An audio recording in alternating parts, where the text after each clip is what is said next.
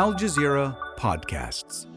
Today, ousted Prime Minister Sheikh Hasina sentenced to death in Bangladesh. We have decided to inflict her with only one sentence, that is sentence of death.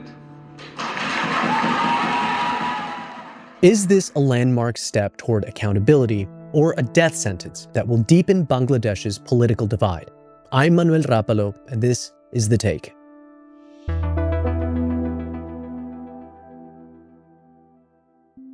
Hi. Before we continue with today's show, remember to leave us a comment telling us what you think about today's episode and what stories you want us to do next. Or on your podcast app, leave us a review telling us where you're listening from, and give us a 5-star rating while you're there. It helps the show. My name is Ahmede Hussain. I'm a journalist and I'm the editor of the Deltagram, which is the deltagram.com. So, Ahmed, welcome to The Take. Monday marked a pivotal moment for Bangladesh with a verdict issued against former Prime Minister Sheikh Hasina. She's been living in exile in India since being forced from power in 2024 and has been sentenced to death in absentia.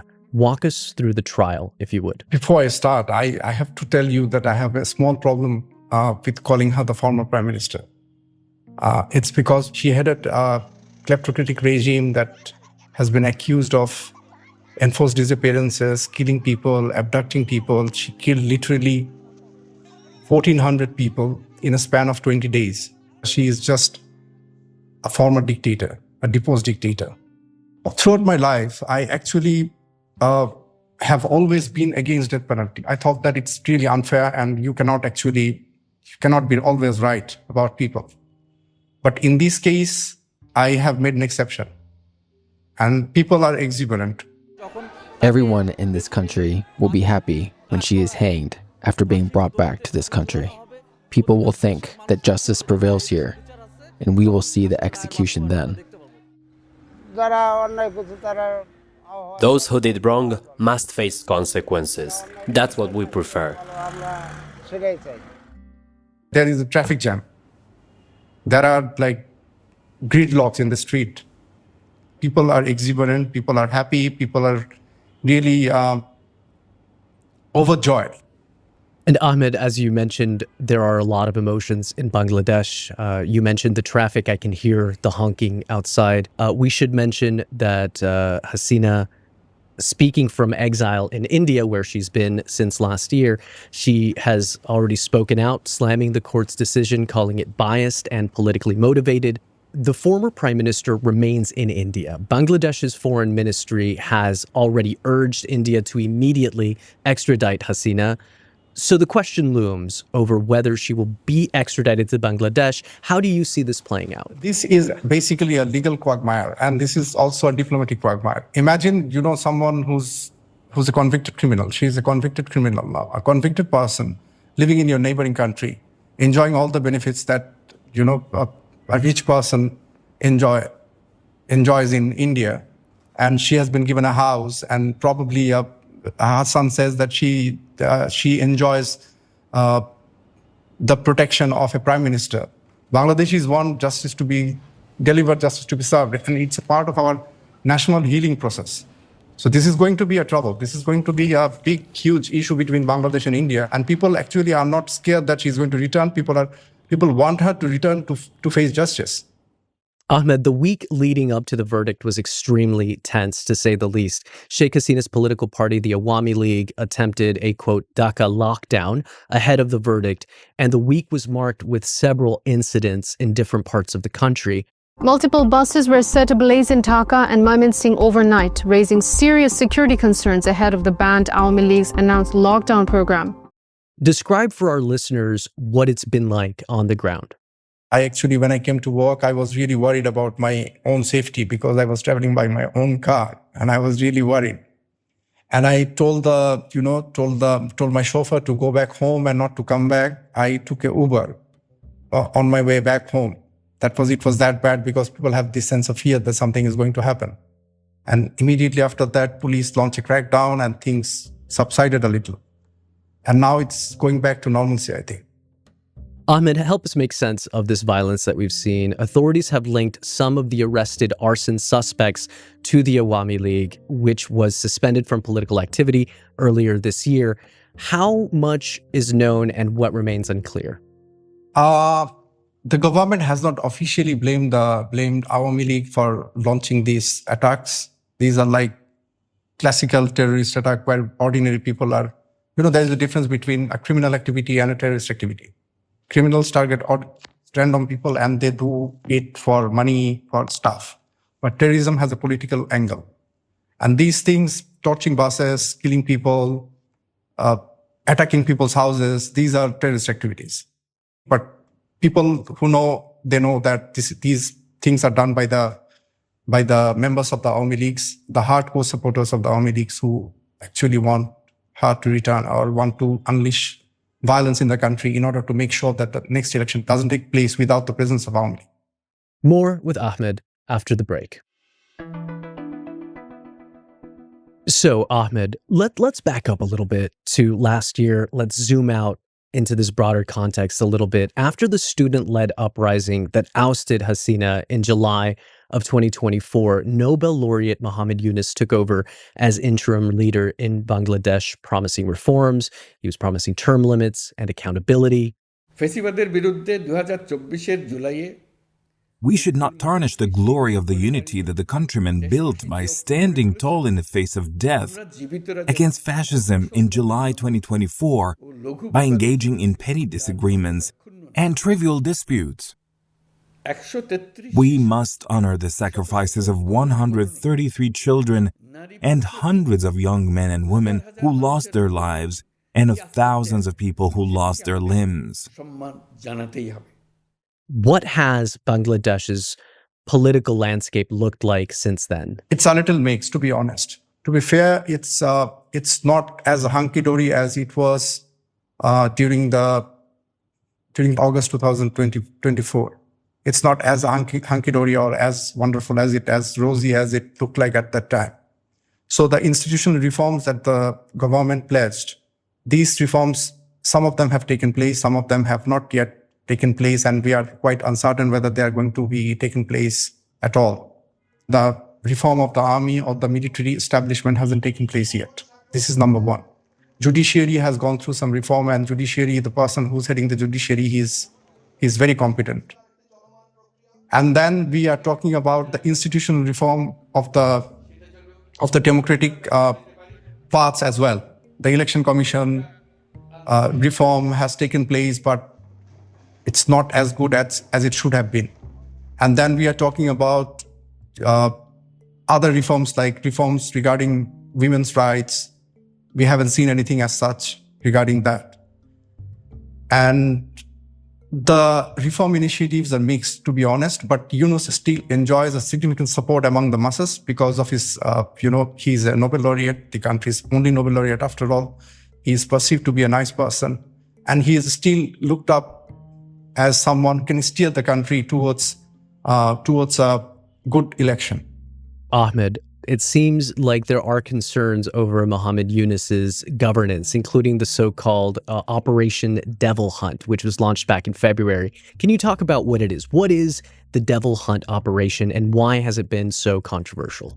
To begin with, the name itself is rather strange. You are hunting the devil, and you are demonizing part of your own population. It's very strange. I do not know who came up with this strange idea. But it went on for a month or so, but nothing happened. People were arrested, mostly people belonging to the Awami League. And I presume they were considered the devil at that time. But most of the Awami League supporters, not the activists, most of the Awami League supporters are left rather unmolested. We should note that officials within the interim government have defended and justified the operation, saying that the government targeted, quote, those who were desperate to destabilize the country. What do you make of that? At that time, the government actually said that. You are absolutely right. And at that time, there was a ploy to harm public property and to attack. There was intelligence information that public properties are going to be attacked and certain people are going to be targeted. and certain people might be killed. At that time, there was this fear that it might happen. And because of that, they actually launched that operation. I'm not defending it. I'm not a fan of Mohammad Yunus either, Mohammad Yunus's government either, because they have got massive failure on certain fronts. And also they have the expectations that people had. It was huge. Compared to that, Yunus's government had delivered very little. And there are instances of enforced disappearances even after Yunus came to power. And these people later on, they came back and they didn't complain. Ahmed, what does this tell us about the challenge of moving forward with a democratic transition in Bangladesh using institutions that were built during a time that was not democratic? This is a very good question. And what actually happens when a regime falls, it actually, it's like a cancerous growth. It eats away all your democratic institutions so that, the judiciary, the parliament, and the administration, these three organs of the government, they are heavily politicized by the ruling regime. So when a regime falls, there is a vacuum. And this political vacuum cannot be filled in like 2-3 years even.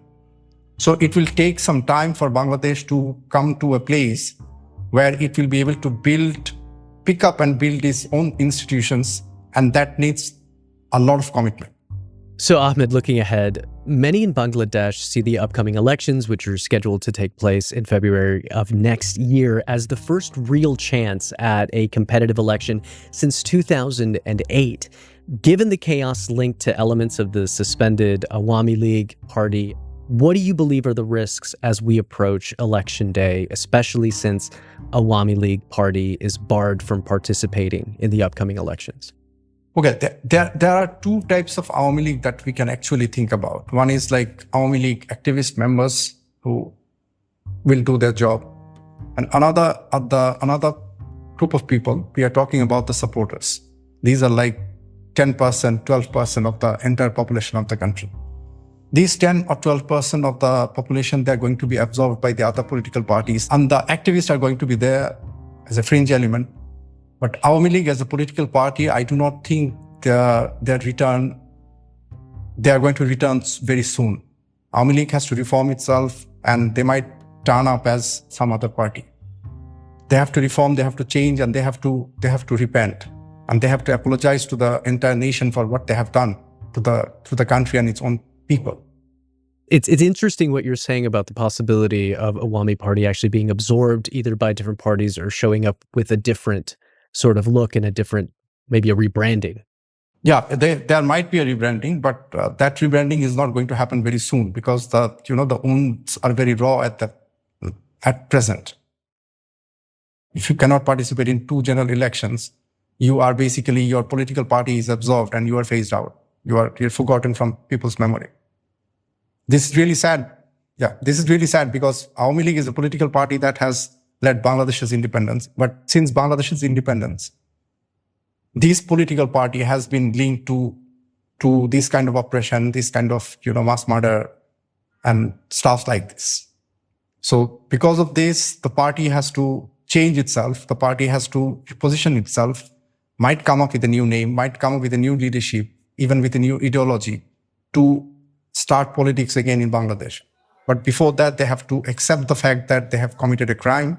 They have to accept the fact that they should apologize, and they have to accept the fact that what their leadership has done is intrinsically wrong. It's interesting now that you mention the different actors involved and the different interests that are going to be participating in the upcoming election, again taking place in February of 2026, alongside a national referendum on the much anticipated July Charter.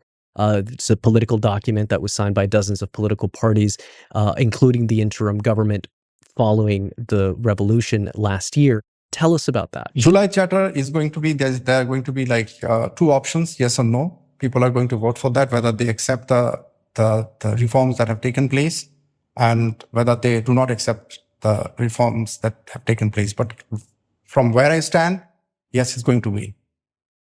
And Ahmed, I want to back up to something that you said earlier, which is that things are not as hunky-dory as they were as hunky-dory as they were last year. We've seen in many countries how what starts as this sort of initial burst of citizen enthusiasm slowly fades away over time. How are people in Bangladesh feeling right now? See, however, bad it might look like, whenever a regime falls, there is chaos, total utter chaos. But Bangladesh hasn't gone through that. I really believe that the enthusiasm that you have talked about, it hasn't waned yet. It is still there. And you feel the revolutionary spirit is still in the air? Because of I can statistically back it up, because the 27, Bangladesh's median age is 26. And it's like lots of young people who couldn't vote. Sheikh Hasina since 2008 didn't let anyone vote. Since 2009. So we are talking about like people who are 34-year-old. They couldn't vote in their entire life.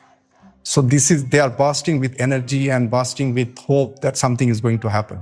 So what might happen, the worst case scenario is the next government is going to face a lot of pressure from different, pressure groups, like students, the country's youth, the unemployed. These people are going to, come out to the street, and they're going to demand lots of other things from the next government. They're not doing it now. Even children came out to the street, right, to ask for something during the July Revolution. Children died, children were killed. So these children, when they grow up, they will grow up with that memory, with the memory of a revolution. So, and this was a non-violent revolution. They have seen their fellow students get killed by the police. So national reconciliation and healing will be a very big challenge that the next government is going to face. Hussain, thank you so much for joining us today on The Take. Thank you so much. Nice talking to you.